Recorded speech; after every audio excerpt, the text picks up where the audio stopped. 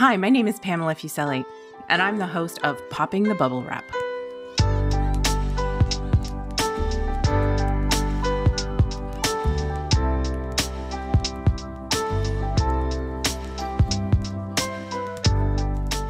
Are you the person in your family who worries about the safety of others, about buying safety products and using them? Are you yelling, "Yes, that's me"? Then this is the podcast for you. Raising a child or children can be a hair-raising undertaking, and keeping them safe is your priority. Parachute's Popping the Bubble Wrap podcast explores what you really need to think about and provides easy tips on prevention strategies. No bubble wrap here, though. I'm guessing that if I asked you to count on one hand the number of times you've had to intercept your child as they were about to put something icky into their mouths, you couldn't do it. Young kids are so curious, and they explore the world around them by taste. Today, we're going to talk about the things that kids put in their mouths that are more than just icky, the things that could actually harm them. What are those things, and how can we reduce the chances of our children coming across them? Joining me today are parents Stephanie Krenishin and Jane Moorish, as well as our expert Stephanie Cowell, Director of Knowledge Translation at Parachute. Welcome, everyone. Hi. Hi, thanks for having us. So Jane and Steph K, since we have two Stephanies on the line today, each of you have toddler-aged kids. How often do you find yourself running across that room, either to stop them from putting something icky into their mouths or to get something out of their mouth that they've already managed to get in there? Jane, maybe I'll start with you. Do you have some stories to share? Oh, I have stories. I would say it happens like weekly basis. The best story I have is I think all parents know the like dreaded silence. When the toddler is suddenly quiet, that is when something is happening. And I remember distinctly one weekend, Graham, my husband, and I noticed Lincoln was being quiet. We heard a little bit of giggling and we were like, that is not good. And we went upstairs and unbeknownst to us, Lincoln had learned how to unlock the like safety thing on our bathroom cabinet. And we found him with Windex and multiple cups, like his bath cups, his bath toys, making potions because they had started making potions at daycare in the water table. And he found blue water and said, well, now I'm going to make some potions. And it's just this like very clear flashbulb memory of that, or finding him with like button batteries because they're in, especially around the holiday time, all my little decorations have button batteries. So it's constant. It is always on my mind. So I'm really excited to learn more about it today. Well, he is very creative making potions at such a young age. Yep. Steph K, what about you? What's been your experience? For me, I think when she was, because my daughter's 3 now. So when she was like between 1 and 2, that's when I found that she was getting into things way, way more. Like, especially I have a lot of plants and she would always get into the dirt of my plants and things like that. She would put small toys in her mouth, just stuff like that. But now that she's like older, she's 3, but she's like more in, she doesn't put random stuff in her mouth. She puts like my makeup. She wants to play with my makeup and perfume and like stuff like that, which I find is challenging because I have so much stuff like that. Yeah, that's some of the products that, contribute to some of the poisoning that you might not think about. What are some of the products in your home that you've touched a little bit on it, that you find most challenging to keep away from your kids? Maybe they're colorful, or, for some reason they have a real fascination with a particular product. Jane, you mentioned Windex. Yeah, I think the most challenging is the stuff that we use every day, right? And so like I have Lysol wipes out on like multiple counters in bathrooms, and I know that's something that he shouldn't be putting in his mouth, but like there they are, and he wants to touch them and clean with them and to wipe up his own stuff. Those are really challenging ones. When Steph K mentioned things like makeup, I've got that all out because I use it every day. There it is. Those are my big ones. The stuff that it is there, it is in hand's reach because we use it so often. Things like medicine and stuff we can keep high and away. But now we also found that he knows how to move bar stools around the house and is a very tall child. So Those are our big ones. Like, am I just going to have to build like 12-foot ceilings and put things in? I don't know at this point. We're not sure.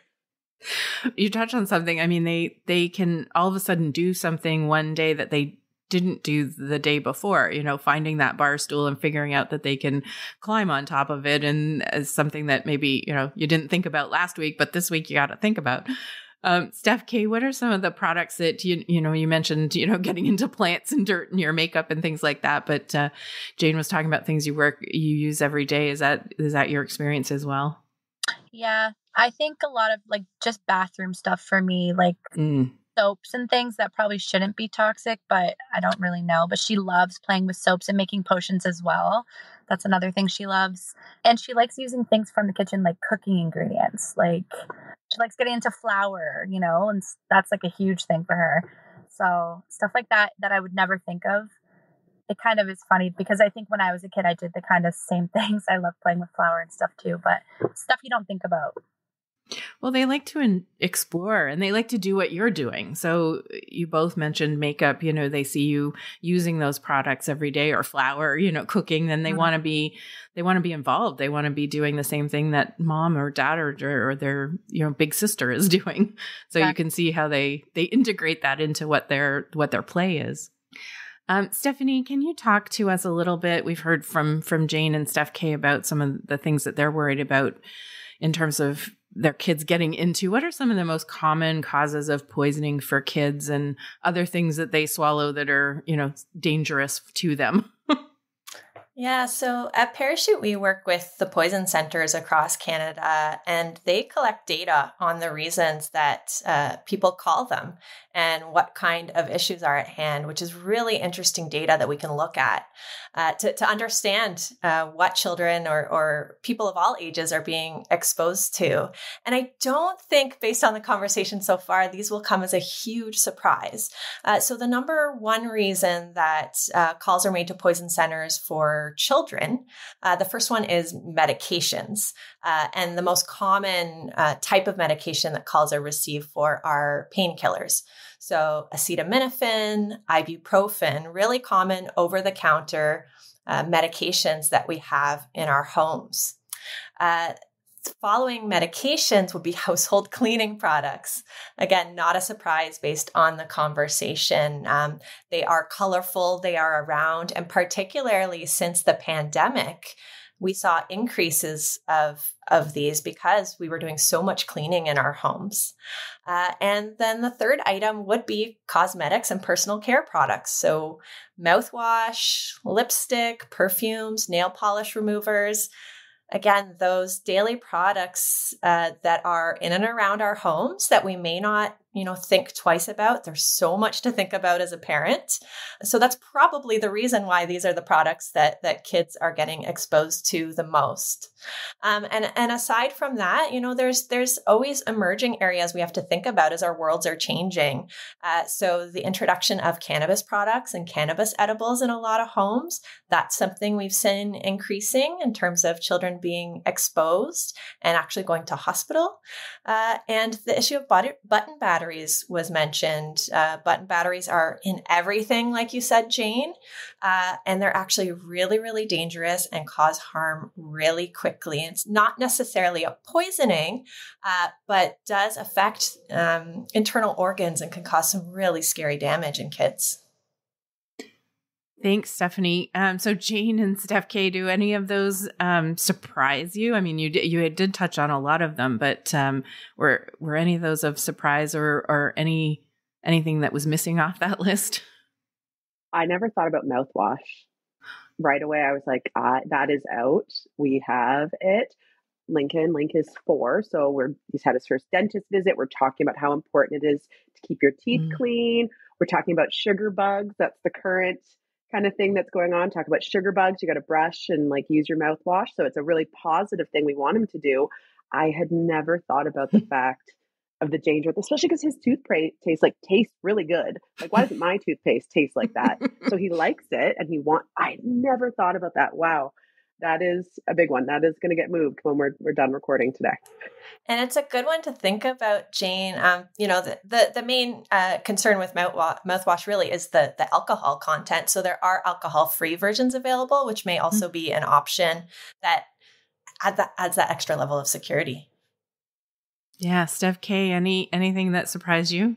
I agree with the mouthwash being surprising because it seems like such a good thing, not a bad thing. You know what I mean? Like nail polish remover is like, okay, obviously that's bad if they get that, but mouthwash was surprising for me too.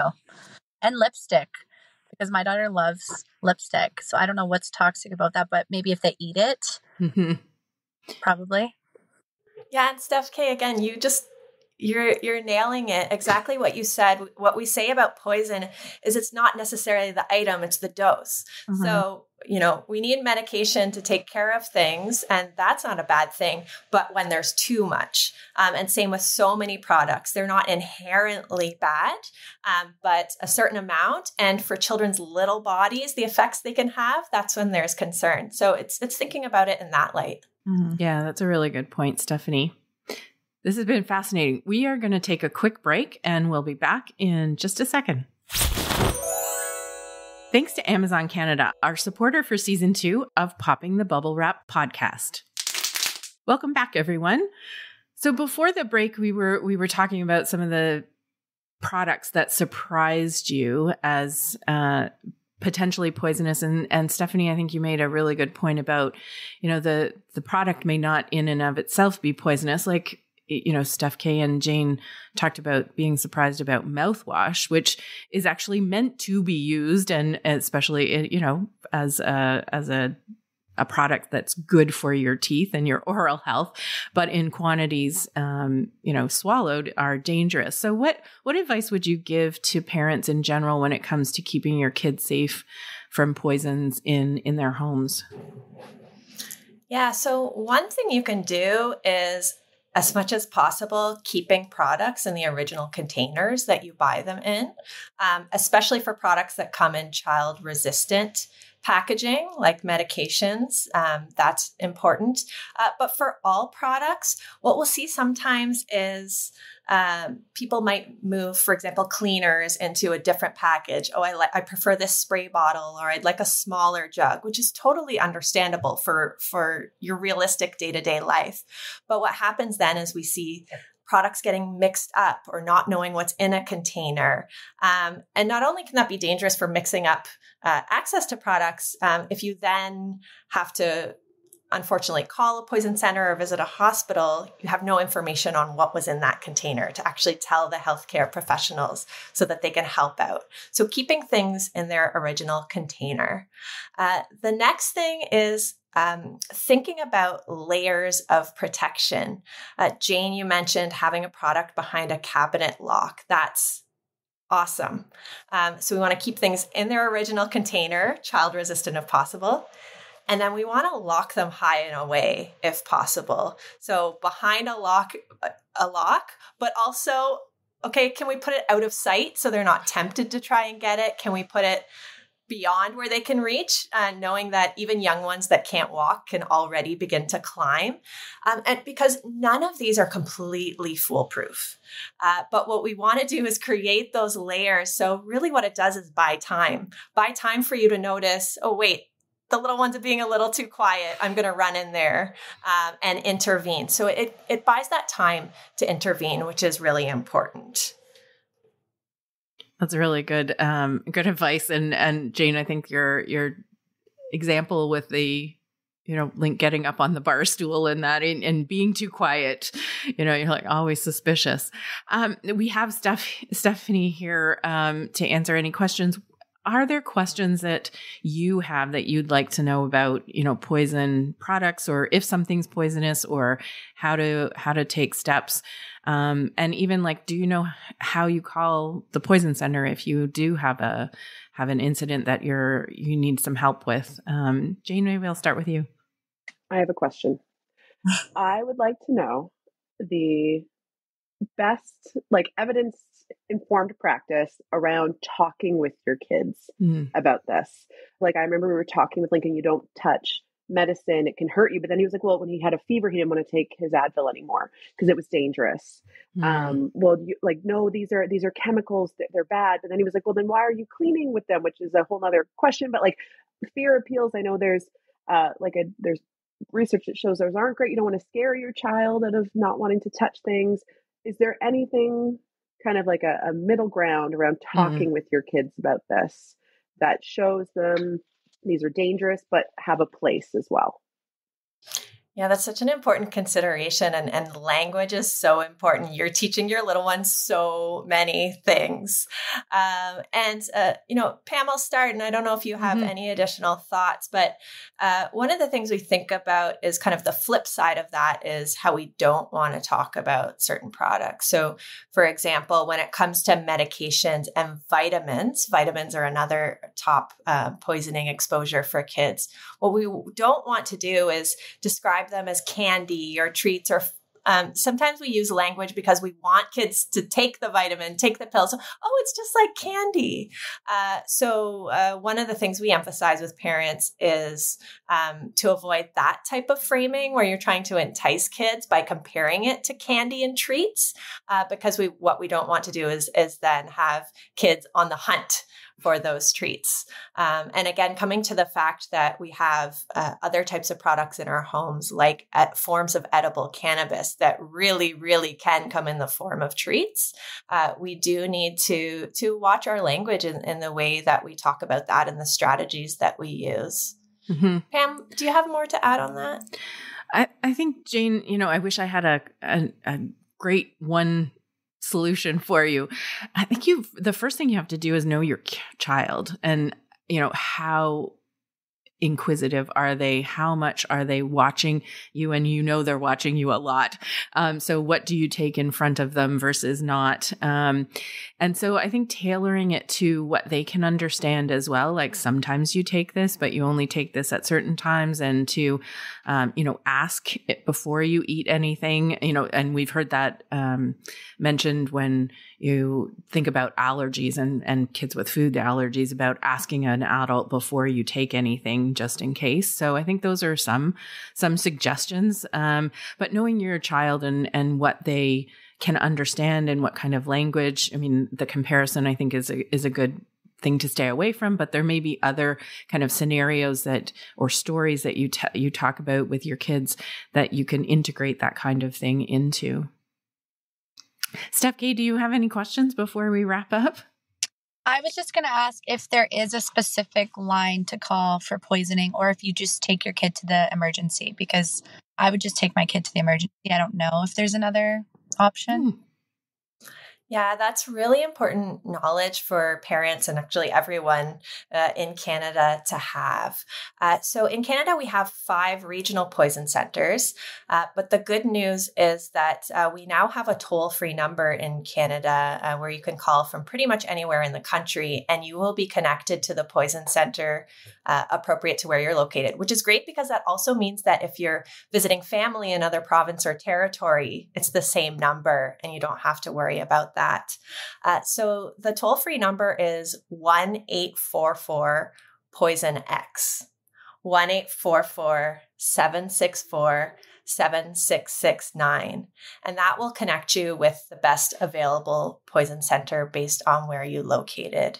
Now, if there's a case where, your child is lost consciousness, is having trouble breathing, some of these basic first aid concerns, then absolutely call 911 or take them to the hospital.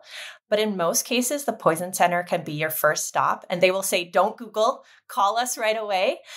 Because in about 60% of the time when folks call poison centers, the poison center can help you just by being on the phone, and you can stay home and manage the situation, which is great because it's so challenging to go to the hospital, to wait for hours in an emergency room.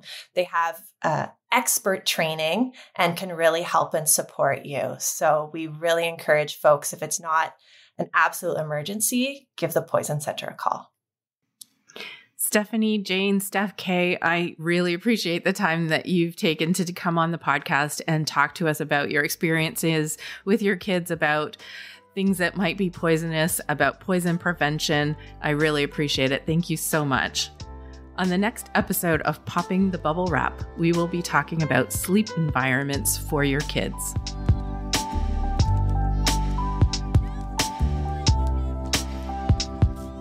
Thanks so much for listening to this episode. Popping the Bubble Wrap is a podcast of Parachute, Canada's national injury prevention charity. We release episodes monthly. Visit us at parachute.ca and follow us on Instagram and Facebook at Parachute Canada. Don't keep us a secret, though. Help other parents find this podcast by sharing the link to Popping the Bubble Wrap and taking a second to submit a review. It really does help. Popping the Bubble Wrap is produced by Story Studio Network.